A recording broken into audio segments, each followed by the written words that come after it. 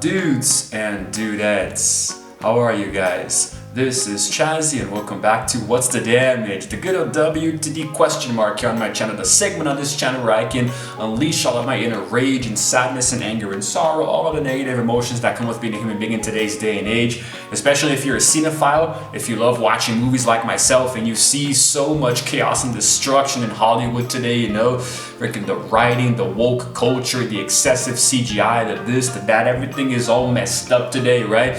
And another thing that's very, important in contributing to this messed up nature of Hollywood are legacy sequels, which is the topic that I'm going to cover today. This is going to be a concept vlog, which is a term that I coined on this channel, which means a video where I just come here and talk to you guys with very minimal, if any, editing at all. So it's basically just the intro, me talking, and the outro, you know. These kinds of videos I do more now on Chazzy Plus, right? Pretty much exclusively on Chazzy Plus, but I also do them occasionally here, you know, just to make it easier for me to get through stuff, you know, because I'm kind of rushing right now through production so I can, finish this current cycle of videos that I'm actually late for, right? I'm late on this cycle here. I haven't been uploading for a while now. Inconsistency, I know, but there's going to be a big change in my personal life coming soon that's going to make YouTube a lot easier again. So legacy sequels, right? In case you guys aren't aware of how movies work, right? A sequel is obviously something that comes after an original movie, right? An original work, but a legacy sequel is one that comes out much later in the future and actually takes place within the universe of the first established movie, right? Or whichever movie came before it. However, the characters from the original come back much older now, you know, they're still present in the universe. So it's kind of like, it's weird because it does follow the original timeline, but sometimes they can actually completely retcon previous things, right? Like take Halloween, for example, in 2018.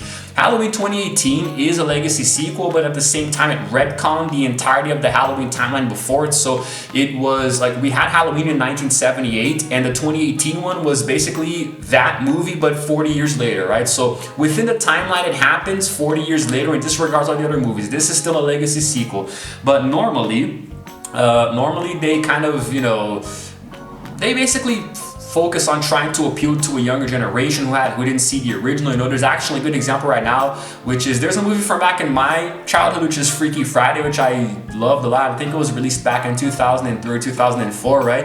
And they're making a new one now called Freakier Friday, you know, with Lindsay Lohan and Jamie Lee Curtis, much older now, I know. I mean, one of them is a grandma, for crying out loud. So it's gonna be crazy, and that's a good example, you know. I mean, me, for example, being a millennial, I'm going to watch it just for the nostalgia, but at the same time, I know that it's just a lazy cash grab. You know, there's not going to be much essence to it, right? Because that's essentially what legacy sequels are. Now, even though they follow the continuity of the original works, you know, and establish their own story, sometimes just because they are done in the same universe as something else means that they come off as a little cringy at times. Don't get me wrong, there are some legacy sequels that are awesome, you know. Probably my favorite example is Cobra Kai, the TV show, which takes place years after the Karate Kid movies, which are like, I mean, the first Karate Kid is one of my top 10 favorite movies of all time. To me, that movie is a freaking masterpiece. The sequel is just as good, although the third isn't so hot, and then the fourth one with Julie, it's, I don't know. But it's in the same universe, and it happens many years later with the characters, you know, the legacy characters coming back much older now and trying to help the new generation. That's really cool. That's an example of a legacy sequel done right, although as the seasons go on, it starts to get more and more ridiculous, but that's beside the point.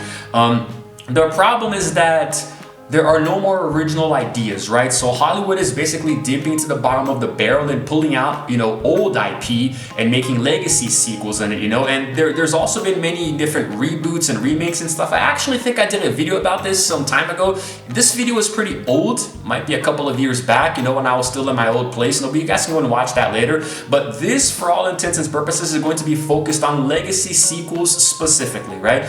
Because I think that, I don't know, I just feel like, you know, like remakes and reboots are one thing, but legacy sequels are a completely different topic that I feel I should address in its own video. I actually have a few examples here, you know, to note a little bit of the good, the bad, and the ugly, you know, mixing up a few different things here. You guys have seen the original Indiana Jones movies, right? The trilogy from back in the 80s. Yeah, well, those were a lot of fun, you know, adventurous and fun to watch and stuff, you know, it's cool. And then in 2008, they came out of nowhere with Indiana Jones and the Kingdom of the Crystal Skull, which was kind of almost like not really a reboot or a remake. Well, definitely not a remake, but like they were continuing the story many years later. So that's already pretty much a legacy sequel in and of itself, right? Back before the term even existed, I believe. And the movie in and of itself wasn't really that bad. It was a pretty wild ride, although the whole alien stuff, extraterrestrial life, UFO, that was pushing it a little bit. But then again, modern audiences with their obsession with sci-fi, okay, it wasn't so bad. But then in 2023, they came out of nowhere with Indiana Jones and the Dial of Destiny, and it just got ridiculous. Like, it was fun to see Harrison Ford reprise his role in Crystal Skull, but now he's much older. The character even makes a joke at one point of dialogue saying that he's too old for this or whatever, you know? It was freaking crazy, and it wasn't the best movie, you know? But at least it concludes the saga from what I hear, right? Like, there was also The Matrix Resurrections in 2021, which I didn't really like at all. Then again, I wasn't really a big fan of the original three to begin with, you know? So I don't know, man. I really don't know. Like, you might be a fan of Rocky Balboa. You know, there actually was a legacy sequel in 2006 just called Rocky Balboa, right? And then the Creed series in themselves are kind of like legacy sequels, you know, with Apollo Creed's son now being trained by Rocky. And I don't know, the examples just get weirder and weirder and weirder, you know? It's like, I don't know. There are some good ones like Jurassic World, for example. I love the Jurassic Park movies, the original trilogy, let's call it, you know, even though the third one wasn't even directed by Spielberg. So it's almost kind of like the black sheep of the original three movies, but it was still really fun for me as a dinosaur obsessed kid, right? And then we had the Jurassic World, you know, the Legacy, you know, sequel in 2015. That was really cool too. Then they came out with, you know, Fallen Kingdom, very nice, good solid execution, good writing, good dinosaur CGI, special effects, everything, you know, the acting, the characters, awesome. And then there was, you know, Dominion, which I think is really nice. So that concluded essentially a legacy trilogy of sorts, you know, which was really cool to watch. And now they have, you know, Jurassic World Rebirth coming out, where they're going to basically make a legacy sequel on top of the legacy sequels. You know, it's kind of funny how it works, right? The same exact thing with Star Wars, man. You know, everything has legacy sequels now, the whole new trilogy. Sometimes they are done well, other times they are not, you know, and I have a bone to pick with the times that they are not, you know. Essentially, I feel like they can be gratuitous cash grabs at times, man. In terms of the actual story, you know, like the script, the writing, the pacing, it feels off, because in many of these legacy sequels, you have the old characters coming back just to explain and give exposition as to things that are going on that the other characters might have picked up on their own. I don't even know how to talk English anymore, man. So I don't know. There are some that are done okay, others are not, you know. I don't know. The verdict is out on the Terminator movies, for example. They're really weird, you know. An example of a legacy sequel done really well, in my opinion, is Top Gun, and then later Top Gun Maverick, right? Top Gun came out in 86, right? I believe it was 86, maybe 84. One of those two. Then in 2022, we had Maverick, which was really good. It grossed over $1 billion at the box office, right? So people liked it. The fans liked it. It was good fan service for the older fans, and, you know, bringing the character and the story and the legacy to a new generation. That's why it's called a legacy sequel, right? So, but oftentimes it feels so stunted and forced, you know, and it creates pacing issues with these movies, man, you know. Like, I believe Marvel is doing a few legacy sequels now in the multiverse saga coming up on phase 6, right? So it's getting strange, man. Marvel used to be so cool back in the day in phase 1 and 2, right, and 3 as well. The Infinity Saga itself was really straightforward and easy to understand, but once we get to phase 4, that's when all hell breaks loose, you know. So now it's legacy, not just sequels, but everything. They're building on the legacies of every single character that came before, man. It's great. And Infinity War had like 40 characters, bro. Imagine doing a freaking legacy sequel for all of them.